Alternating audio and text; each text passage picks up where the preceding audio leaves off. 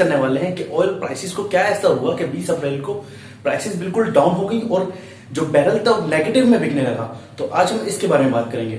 دیکھیں اس کے two factors ہیں کہ جو آئل ہے آئل کی ڈیمانڈ اور سپلائی کے بارے میں.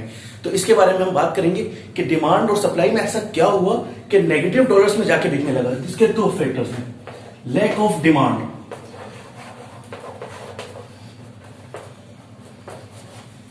And surge in supply. اس کو ہم ڈیپ میں سمجھیں گے کہ یہ ایسا کیا ہوا کہ lack of demand and surge in supply ہوتا کیا ہے. دیکھیں لاک ڈاؤن ہوا تو آپ کی جو ایئرپلین انڈسٹری تھی اس کی جو یوزیج تھی وہ 70% سے ڈاؤن ہو گئی. مطلب اب ایئرپلین نہیں اڑ رہے تو لازمی بات ہے جو ان کا آئل تھا وہ نہیں یوز ہو رہا, 70% سے ان کا ڈاؤن ہو گیا. اسی طرح جو آپ کے زمینی راستے ہیں جن پہ گاڑیاں چلتی ہیں, ٹرک چلتے ہیں, آپ کے جہاز چل رہے ہیں جو پانی, وہاں پہ بھی 50% سے کٹ ڈاؤن ہوا, آئل وہاں پہ یوز نہیں ہو رہا, جس کی وجہ سے آپ کا لیک آف ڈیمانڈ کریٹ ہوئی اور وہاں سے ڈیمانڈ ریز نہیں ہو رہی اور ان کو آئل چاہیے ہی نہیں. تو ایک تو پہلا فیکٹر یہ تھا کہ لیک آف ڈیمانڈ کی وجہ سے آپ کی آئل پرائسز افیکٹ ہوتی ہیں. دوسرا سرج ان سپلائی.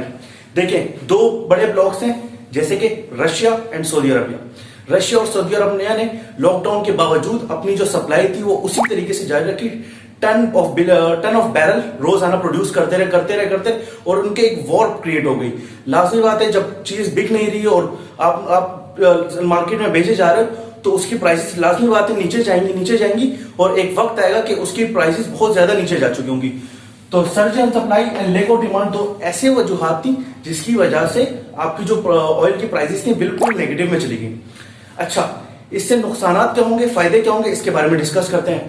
دیکھیں سب سے پہلے تو ٹرانسپورٹیشن جو انڈسٹری ہے اس کی کاسٹ بہت لو ہو جائے گی, کیونکہ اگر کوئی کسی کا ٹرانسپورٹ کا بزنس ہے, وہ ٹرک چلاتے ہیں, کچھ چلتے ہیں ان کے یا گاڑیاں چلتی ہیں, تو ان کے جو پرائس ان کی جو مین پروڈکٹ کوموڈٹی ہے وہ کیا ہے, وہ آئل ہے, وہ یا CNG جو بھی چیز ہے. اگر آئل ہے تو ان کی لازمی بات ہے اگر 70% سے پرائسز ڈاؤن ہوئی ہیں, 80% سے ڈاؤن ہوئی ہے, تو ان کی جو کاسٹ ہے وہ بھی ڈاؤن ہو جائیں گی 70% سے.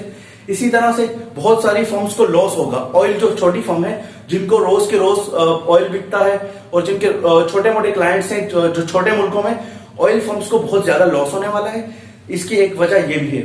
تو آئل پرائس کا ڈاؤن ہونا اس طرح سے چلتا ہے کہ لیک آف ڈیمانڈ ہوئی, سرج ان سپلائی ہوا اور اس سے جو کریٹ ہوا اس سے نیگیٹو ڈالرز میں چلی گئی بیرل اور فی بیرل ہونے کی وجہ سے. اب آپ بولیں گے کہ آئل نے دنیا بھر کو کیوں اتنا زیادہ گھما کے رکھ دیا. دیکھیں اگر آپ ایک سیب بھی کھا رہے ہیں نا تو اس میں بھی آئل ہے. اب آپ کہیں گے کیسے آئل ہے. دیکھیں اگر وہ آپ تک پہنچا ہے نا کسی گاڑی کسی ٹرک میں, آپ کے محلے تک پہنچا ہوگا تب آپ نے جا کے خریدا ہوگا. تو اسی طرح آئل جو ہے دنیا کی بہت بڑی کوموڈٹی ہے. اسی وجہ سے اس پہ دنیا کی اکنومی ٹکی ہوئی ہے. بہت ساری ایسے میجر پروڈکٹس ہیں, ان میں سے ایک آئل ایک چیز ہے. اسی طرح کی اور ویڈیوز کے لیے میرا چینل دیکھتے رہیے, سبسکرائب کرنا مت بھولیے. بہت شکریہ.